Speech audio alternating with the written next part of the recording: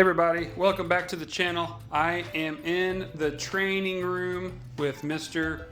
Henry, Little Henry. Black lab, I don't know if y'all can see that. He's not chocolate, he's black. And anyhow, we are in the training room. We're inside, it's super warm in here. It's awesome. Not near as nice as probably Florida, but it's pretty nice, especially for December, can't complain. And anyhow, super windy outside. Can't do any videos for the past 2 or 3 days. It's either been raining or so windy it's not even funny. So we've been training in here, and we've got a couple requests on videos. So we're going to try to get that done in the next day or two, hopefully, if the puppies will work with me here. So I want to introduce everybody to Mr. Henry, sweet male puppy, boy puppy. Okay. Dynamite little dude, super laid back, okay, super chill, and he is very camera shy. No joke, I'm not even exaggerating, okay, super camera shy. The floor, it looks like a mess. It's actually not. It's just water, okay, and some chemicals. We just got done cleaning the floor back here and so forth. So anyway, I got some tennis balls out here. Everybody knows that. Well, I shouldn't say everybody knows, because maybe not everybody does know. These tennis balls that we use for specific training, we've got scent on them. So like this one here has duck scent on there. That one over there has rack wax scent on there.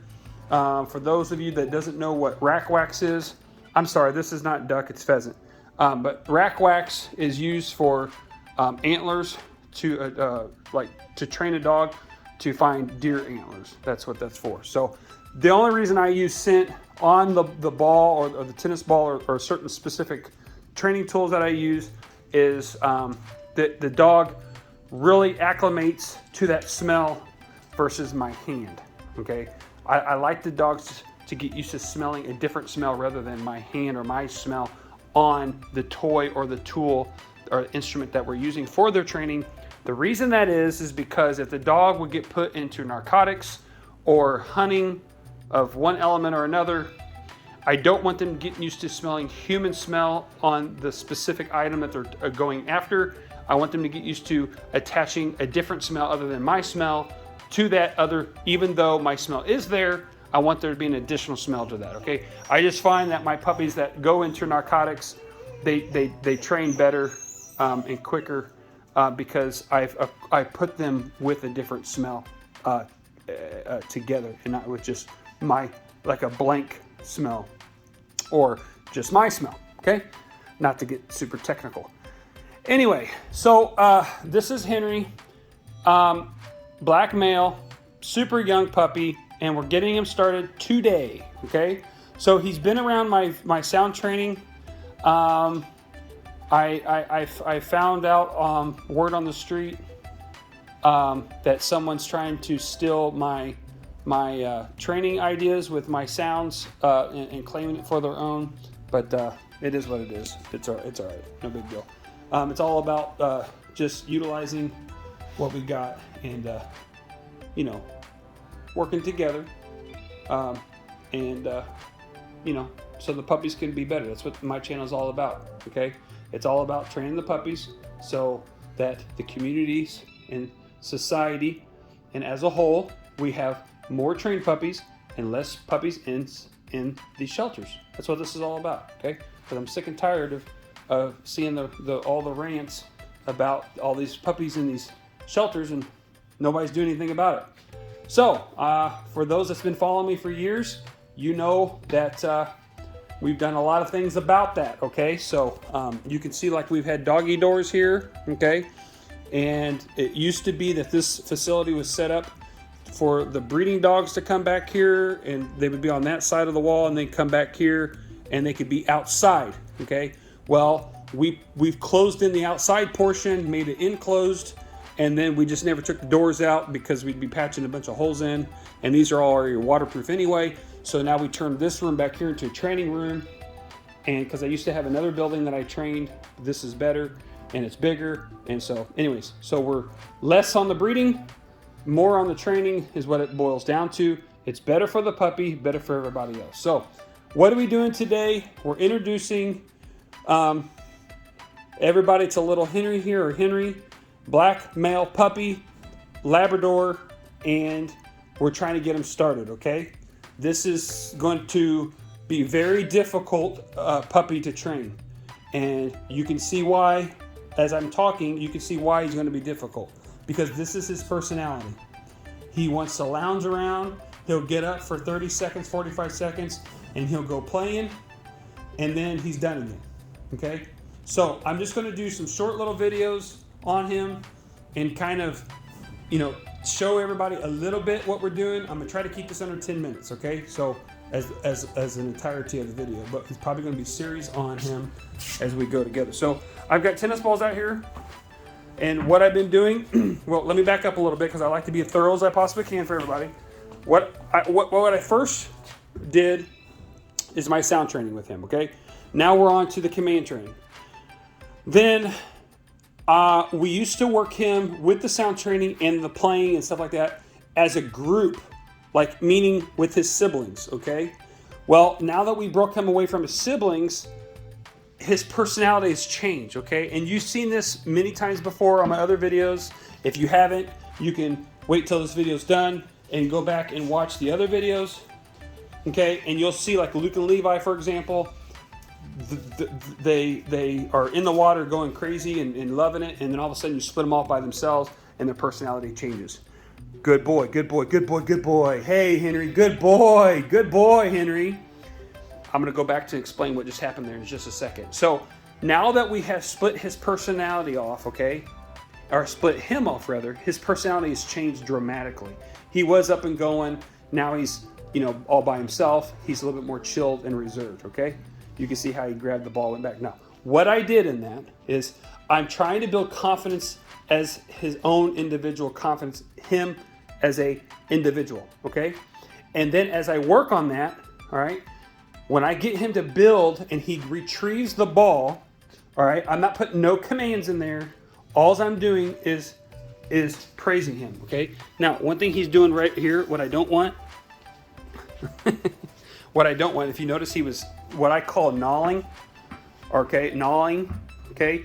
And when I say he's gnawing on the ball, which it's my way of saying he's chewing on the ball. He just grabs it, lays down, and he's going to gnaw on it, okay? Gnawing, he's going to gnaw on it. He's going to just chew on it. We don't want that, okay? That's going to create a personality in him that he's going to go get your tennis shoe, come over here, and start chewing it, okay? Now what I'm going to do is I'm just going to get him going with the tennis ball, okay? You're going to notice that he's going to itch his neck because he's not used to the collar yet either. We're getting him started on the leash and the collar through all this process, and we're building his personality. Okay, here you go, buddy. He may have to go potty, maybe. He definitely has to itch. Look at him. He's like, that, I ain't having it. He looked at me like, take this thing off my neck. It's itching him. It just takes a while for him to get used to the collars. Okay, so maybe I should mention this too, is anytime you train your dog, the dog's in the house, you're working the dog, playing with the dog, we need to do what's called collar conditioning. Many people haven't seen this, and they don't understand this. They haven't seen, I talk about it a lot, but I don't explain it, or I don't show you. So when we're out here and we're training or working with a puppy, he has a collar on of some sort, okay? So like when he's in the crate over here or here, and we put him in the crate, I take all the collar and leashes off of him. He never goes in there with a collar on there, okay? So there's a couple reasons why. Number one, it's his safety. There's another reason, and we'll get to that later. But we put him in the crate, take everything off of him, and then when he comes out into this area, he comes out and he has a moment of time where there's no collar on. Or if he's outside, exercising outside, there's no collar on. The no collar, no rules, okay? There's no rules. That's how we condition that. The no collars mean no rules, or back to this here, you have no collar on it's for his safety, but it also means that he's in his crate. It's kind of like, it's a no rule, but it also means like it's time for him just to chill out. So he either can play and have fun with no rules, or it's time for him to chill out because nothing's going to happen. All right. And the dogs learn to get that. Then the dogs come out, they have a nylon collar on, they're in the house, there's rules. Then they go to the training collar, and then they have more rules, okay? And they know they're going to be using their brain. And so they build on that in a very, very quick way, and they learn to dial in their minds. It says, oh, we're going to be learning something, okay? We're going to be learning something. So then they dial in on that, all right? So that's why I do that. And we play with them and whatever, okay? So what I'm working on now is getting him building confidence, going around the room, walking around with me, and building up confidence on his own. And I want to get him to trust me, okay? You hear me say this all the time.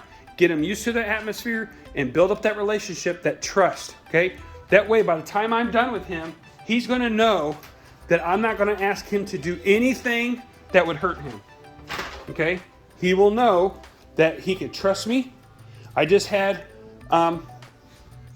Trudy left over the weekend, and when we were training with the family and we were doing like some fetching and whatever, she would bring the ball straight back to me. She wouldn't go to the person that was actually handling her at the specific time because I was interfering with the training, because she trusts me. She knows that I'm her handler. She trusts me, okay? So we've got to establish a relationship with the puppy. First most, that's very important, okay? So I put the collar on to condition them, all right? And then you attach the leash to the collar, all right? And that way, as they get running around and whatever, they're used to that collar being on them. Now, you're gonna notice right off the bat, he's already eating, chewing on the crazy thing, all right? I don't pay attention to that. That's why when you adopt a puppy from me, you will get a brand new leash, you will get a brand new collar, because this is what happens. They chew on them. So what we end up doing is we end up correcting that behavior, ends up going away, but you can't do that now. Okay, it's too early, all right? So again, you're seeing this as Henry gets started, exactly how we're doing this. I'm not going to try to give you some, oh, hey, he's walking super great and blah, blah, blah, and then you think, you're like, well, how'd you get to that point, okay? All right, so here he is, working with the tennis ball and so forth, and just get him used to being around you, all right? So that's basically it, starting off, okay? I'm gonna work with him more behind the scenes, not in front of the camera, okay? Because he's so laid back when he gets by himself, he doesn't want to move very much, okay? So this is basically what he does. He gets up, moves like you just seen, then he goes over here and lays back down, all right? So I'm gonna make numerous videos. It's gonna be a lot of series on this, probably, most likely, I don't know, we'll see how it works, in advancing him, okay? So, just a real recap, what we're doing, what just took place and whatever. I pulled him away from his brothers and his sister, okay? He's on his own now, so we've done sound training, we've done a lot of noise training with him, and then now, from a distance, and then now, what we're gonna do is start getting him command training. That's what we're starting this week on, command training. And because he's so laid back, his personality has completely changed what he was with his siblings. He's very laid back already. Now he's, he gets up, moves around. If I had a sister back here, he'd be going crazy with his sister because his sister would push him along to keep doing it. Well, I can't have that. I've got to have him training on his own. So we're going to break him off like we've done. I'm going to work with the tennis balls, get him comfortable with being around me as an individual, build that confidence now as an individual. I've got my sound system up. It's not going now because I'm recording, but we'll get my sound system going, let him play in there. We're going to give him some crate tying and build on that, okay? The collar's on him, the leash is on him. When he goes in the crate, that all comes off, he goes in there. Acclimating him to the crate, also building up his confidence, and then getting him used to having the leash and the collar on him when he's not inside the crate for his safety. Okay, he'll have that on him when he comes out. He can take a nap, etc., etc. Most likely he's going to have some accidents in the crate, but I'm only going to leave him in there for an hour anyway, so he most likely won't, but it's possible. Okay, so that's a possibility.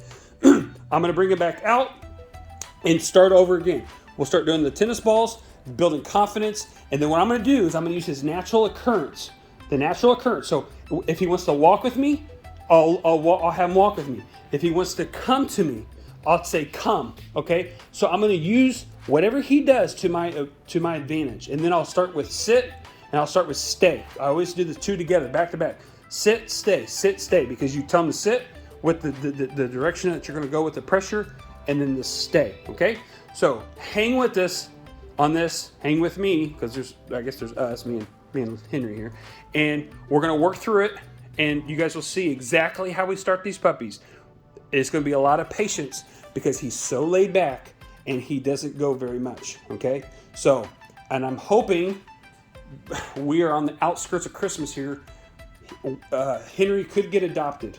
So if he does get adopted over the process of these videos, we will have to step in and just start over with another puppy, get that puppy to this level, and then take over. So it's no big deal. We'll make it happen. So stay with us. We'll catch you guys on another one. Please subscribe to the channel. We really appreciate it.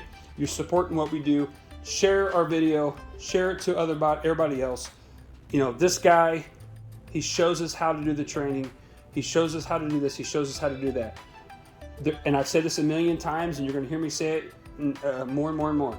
There's no wrong way to train a dog as long as it's safe for the dog, okay? If it's not hurting the dog and it's safe for the dog, there's no wrong way, okay?